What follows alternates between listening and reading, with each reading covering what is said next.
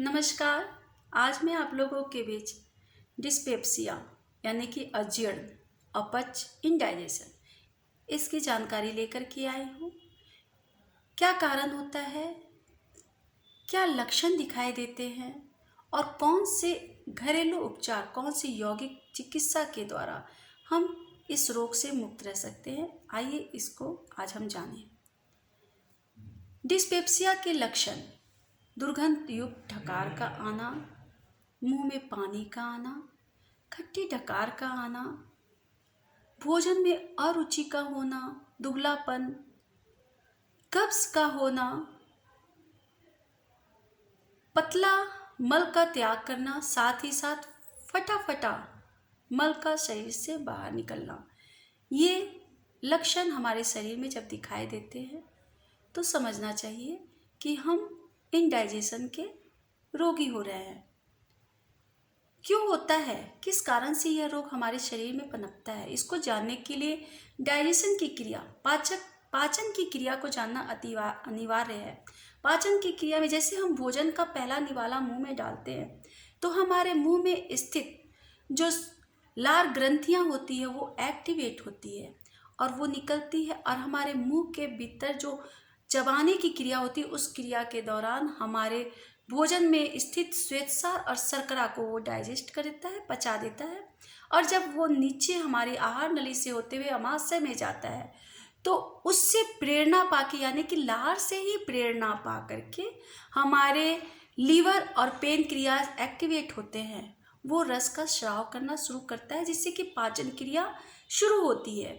यहीं पर जब हम भोजन को चबाते नहीं हैं अच्छे से, अब बिना चबाए पेट में ले जाते हैं, यानी कि पाचन की क्रिया शुरू करने की कोशिश करवाते हैं, तो वहाँ पे क्या होता है कि लार की प्रेरणा मिली नहीं, बिना प्रेरणा के हमारा लीवर और पेनक्रियाज अच्छे से वर्क नहीं कर पाता। जितना उसको लार निकालना था वो नहीं, जितना उनको पाचक रस निकालना था उतना वो पाचक रस नहीं निकाल पाता, जिस कारण से हमारे भोजन का पूर्ण अंश पच नहीं पाता, डाइजेस्ट नहीं हो पाता।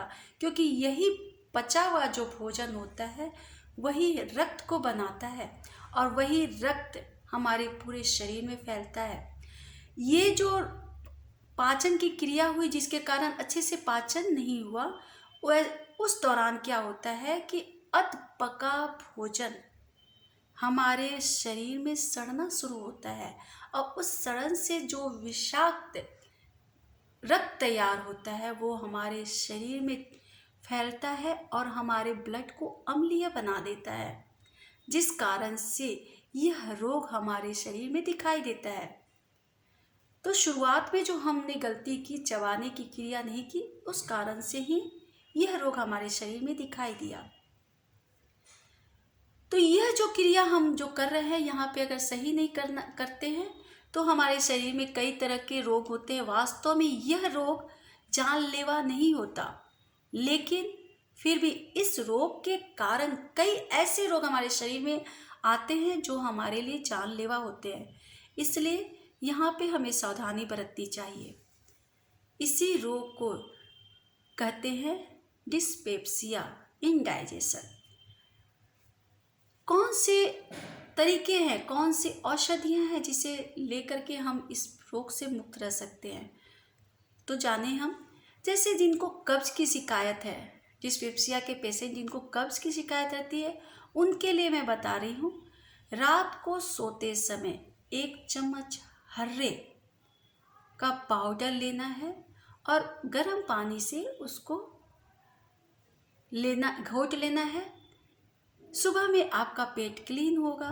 साथ ही साथ उदर स्नान की विधि आप लोग को बताई गई है, बीच बीच में उसको करते रहना है, जिसके कारण आपका पेट हमेशा साफ होते रहे। जिनको पेट झड़े की शिकायत होती है, डिस्पेप्सिया के जो पेशेंट होते हैं, कई होते हैं कि जो खाना खाते ही पेट झड़ना शुरू होता है, मतलब भोजन पेट में रहता नहीं, डायरेक्ट सिस्टम बना रहता है, निकलने का क्रिया शुरू हो जाता है। तो ऐसी अवस्था में उस पेशेंट के लिए बहुत ही अच्छा होता है गुल्लर का जो फल होता है उस फल को अच्छे से उबालना है, उसका जो कांटा होता है, बीज होता है, सबको निकाल करके उसका चोखा बना करके सादा सादा चोखा बनाना है। वो खाने से पेट का जो झरना है वो बंद होता है, मल बनना शुरू हो जाता है।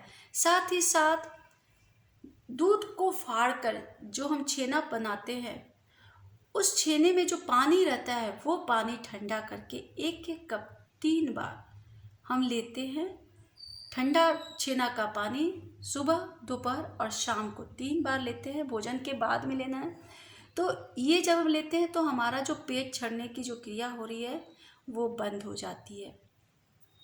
जिनको फटा मल निकलता है वैसे पेशेंट के लिए बहुत अच्छा होता है बथुआ, अरवी। इसको उबाल करके इसका चोखा बनाइए, बथुआ का अलग बनाइए, अरवी का चोखा अलग बनाइए। तो जिनको फटा मल निकलता है उसके लिए ये औषधि, ये चोखा बहुत ही कारगर होता है।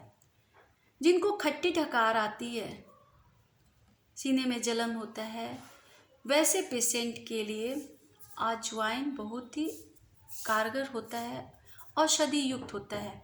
अजवाइन 1 चम्मच, 1 चम्मच सौंफ, इसको भोजन के बाद में हम 3 बार लेते हैं, सुबह, दोपहर और शाम।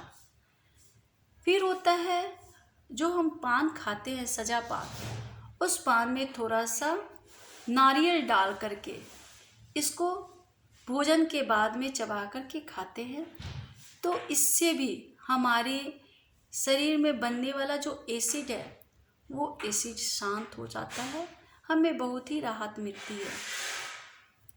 जो अजीर्ण के जो पेशेंट होते हैं वो कभी भी गर्म दूध नहीं पिएंगे। दूध खौला करके ठंडा करके रख लेना है, फ्रीज में नहीं रखना है, नॉर्मल रहता है। शाम के समय दूध का सेवन करते हैं, ठंडा नॉर्मल ही दूध बिना गर्म किए उस दूध को हम पीते हैं। वो गाय का दूध हो या भैंस का दूध हो, दोनों दूध को हम नॉर्मल ही पिएंगे बिना गर्म किए। ये भी हमारे शरीर में बनने वाले एसिड को शांत करता है। साथ ही साथ काला नमक, अजवाइन, हींग, आधा चम्मच अजवाइन लिए, थोड़ा सा काला नमक लिए, सरसों के दाना के बराबर हींग लिए, उसको दांत से थोड़ा सा चबा करके गर्म पानी से घोटने से बढ़ी हुई एसिडिटी में बहुत ही जल्दी शांति मिलती है, अच्छा लगता है, आराम मिलता है। तो ये हमारे कुछ घरेलू उपचार हुए जो मैं आप लोग को बताई। हर्रे जो है वो रात को तो हम लेते हैं कब्ज वाले पेशेंट, लेकिन जो हमारे जिनको पेट छड़ी की शिकायत रहती है वैसे पेशेंट के लिए ही हर्रे लेते हैं, लेकिन दूसरे तरीक़ा से। हर्रे को थोड़ा सा फोड़ करके रात को खौलाते हैं, खौला करके उसका पानी पीते हैं। उसका पानी पीने से हमारा जो ढीला मल होता है वो बंध जाता है। तो यही हर्रे एक पाउडर बनाकर जब ले रहे हैं तो वो पेट को साफ कर रहा है, और वही उबाल करके ले रहे हैं तो पेट को बांध रहा है। तो ये हमारा घरेलू उपचार हुआ। छाछ लेना अति आवश्यक है, दही का सेवन बिल्कुल नहीं करेंगे, छाछ लेंगे। नींबू, और जब छाछ लेते हैं तो नमक के साथ ही लेंगे, काला नमक या सेंधा नमक डाल करके छाछ का प्रयोग करेंगे। कुछ आसन इसमें औषधि का काम करता है। तो हम लोग जाने इस बीमारी में मणिपुर चक्रों को प्रभावित करने वाले जो आसन होते हैं वही लाभदायक होते हैं, जैसे अग्निसार मुद्रा, आग्नेय प्राणायाम, मयूरासन, पदहस्तासन, उड्डयन, वज्रासन, और शाम के समय में करते हैं योग मुद्रा, भुजंगासन, दीर्घ प्रणाम, और साथ ही साथ आग्नेय मुद्रा और अग्निसार मुद्रा और आग्नेय प्राणायाम, इसे शाम के समय करते हैं। और एक मुद्रा होती है हस्त मुद्रा, जिसको कहते हैं अपान मुद्रा। इस मुद्रा को हम करते हैं रात को सोते समय या दिन में भी जब लेटते हैं बेड पे, तो शव आसन में लेटते हैं, हाथ एकदम सीधा, हथेली ऊपर की ओर, हाथ को टाइट करके, आंख बंद करके, मन को नाभि पर रख करके, यानी कि मन को मणिपुर चक्र पर एकाग्र करके हम थोड़ी देर तक, कम से कम 5 मिनट इस अवस्था में रहते हैं। तो इस मुद्रा से हमारे शरीर में बनने वाला एसिड नॉर्मल होता है, ख़त्म होता है। हमारे शरीर में अगर हमारा ब्लड अम्लीय हो जाता है तो उसको ख़त्म करने के लिए कुछ खाने का जो हम भोजन लेते हैं उस पर ध्यान देना रहता है। खट्टे मीठे फल हमारे अम्लीय ब्लड को क्षारीय में बदलते हैं, इसलिए खट्टे मीठे फल का सेवन करना है। ज़्यादा तला भोजन नहीं करना है। नॉनवेज का सेवन बिल्कुल नहीं करना है। अजीर्ण के जो पेशेंट होते हैं दाल का सेवन नहीं करेंगे। ज़्यादा फल, साग, पालक इसका सेवन करेंगे क्योंकि ये सारे हमारे आंत की सफाई करता है। तो ये सारे औषधियों के साथ में, योग के साथ में जो हम ट्रीटमेंट करते हैं यौगिक चिकित्सा पद्धति के द्वारा अपना, तो हमारा रोग शरीर से खत्म होता है। मैं अगले वीडियो में नई जानकारी के साथ आपके बीच में फिर प्रस्तुत होंगी। तब तक के लिए सभी को नमस्कार।